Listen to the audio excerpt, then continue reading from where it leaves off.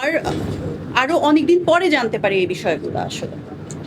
আমরা যতদূর জেনেছি গতকাল রাতে আপনাদের দুই পক্ষকে নিয়ে বসার কথা, একটা সমঝোতা, এটা বসা হয়েছে কিনা বা কোনো সমাধান এসেছে কিনা? না, ওনারা আসলে সমাধানের দিক ওনারা ভাবছে যে এক হচ্ছে ইয়ামিন হক ববি একজন চিত্রনায়িকা হওয়া একটা পাপ নাকি আমি জানি না, যে তার আসলে এমন কিছু নিউজ উল্টাপাল্টা করাবে বা এমন কিছু লোক দিয়ে থ্রেট দেওয়াবে সো দ্যাট আমি যেহেতু একজন চিত্রনায়িকা আমি আমার ইমেজ বাঁচানোর জন্য আমি অন্যায়ের বিরুদ্ধে প্রতিবাদ করব না বা করতে আসবো না, যেহেতু আমি এতদিন ধরে চাচ্ছিলাম যে এটা সুন্দর একটা সমাধান হোক। এটা অনেক দিনের ঘটনা আসলে, অলমোস্ট 2.5-3 মাস। তো উনি এই জিনিসটা সুযোগ বারবার নিচ্ছিলেন। উনি ভেতরে ভেতরে আসলে অনেকভাবে আমাকে টর্চার করেছেন।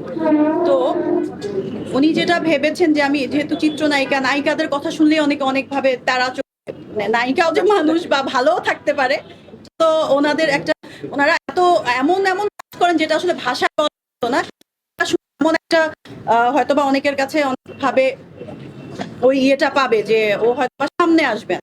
কিন্তু আমার এখানে টোটালি যে ফ্যাক্ট সেটা হচ্ছে আমি খুব অনেস্ট ভাবে ওনার সাথে কাজ মানে রেস্টুরেন্টটা নিয়েছি, সবকিছু ঠিক ছিল। যখনই আমরা পেপারসটা চেয়েছি যে এখন আগুন লাগার পর রেস্টুরেন্টের পেপারসগুলো আরো স্ট্রিক্টলি আসলে দেখে, এসে যদি আমাদের নামে মামলা করে দেয় বা কিছু করে দেয় যে ইলিগেল পেপারস ছাড়া আপনি রেস্টুরেন্ট চালাচ্ছেন, এটা তো অবৈধ।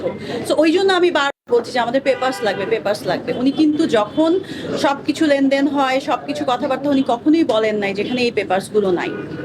অন্যরাও তো করে এভাবে, এরকম একটা বিষয়। অন্যরা তো আগুন লাগার আগে মেবি, আমি জানি না অন্যদের বিষয়টা কি, তবে শুনেছি আমি লাহোর কিচেন নামে একটা ছিল ওই বিল্ডিং এ, ওনাদেরকেও অনেক টর্চার করে ওখান থেকে বের করে দেওয়া হচ্ছে। ওনারা আর ওদের ওই সন্ত্রাস বাহিনীর এগেনস্টে কথা বলে নাই। বা এরকম 2-1 জন আছেন, হয়তো বা আপনারা যোগাযোগ করলে জানতে পারবেন। এটা কি তাদের প্রতারণার একটা বিষয়? একজন ক্লায়েন্ট এনে কয়েক মাস হ্যাঁ, লেনদি করে না ওনাদের যারা রেন্ট নেয়, লেনদি করে এবং ওনার পুরো বিশ্বাস ছিল যে ববি হয়তো বা এই বিষয়টা নিয়ে মুখ খুলবেন না, কারণ আমি আসলে সৎভাবে এখানে ইনভেস্ট করেছি। এবং আমার যে অপারেশন পার্টনার ওনার সিভিয়ার লেভেলের অ্যাটাক হয়েছে, হত্যা চেষ্টা করা হয়েছে। সেখানে উল্টো ওনারা কিছু কিছু জায়গায় আমার নামে নিউজ করিয়েছে যে হত্যা চেষ্টা এবং চুরি। হ্যাঁ। এখন আসলে এটা কি আমি কাঁদবো না হাসবো, এটাই আমি স্পিচ হয়ে গেছি আর কি। কয়েক মাস ধরেই ঘটনা চলছে, হঠাৎ করে এই ঘটনার সামনে আসা আসা যে কোনো উদ্দেশ্যপূরিত ভাবে কিনা কোনো পক্ষ করাচ্ছে কিনা, যেহেতু হয়েছে এটা একটা হতে পারে, কারণ আমি একজনের নামও আমি রাব্বা নিজে, হ্যাঁ উনি খুব বাজে নিউজ করলো আমার সাথে কোনো মানে যোগাযোগ না করে কিছু করে। উনি কয়েকদিন আগে স্বপ্নর একটা ইয়ে করতে বলেছে আমাকে, একটা ভিডিও বাইট দিতে বলেছে না বাজার, আমি বলেছি এগুলো আমি করি না আসলে। হ্যাঁ, আমি আমার জায়গাটা একটু মানে ফিল্ম ওরিয়েন্টেড রাখতে চাই, সব জায়গায় অ্যাভেলেবেল হতে চাই না। তো আমি সুস্থভাবে বিজনেস করতে এসেছি, ওনারা হয়তো বা হ্যাঁ টোটালি এই পয়েন্টটা আমি কাউন্ট করছি, কারণ ওনার ইয়ে থেকেই প্রথমে আসছি। তো এই বাজে জিনিসটাকে এভাবে ওনারা ইউজ করতে চাচ্ছে আমার মনে হয়।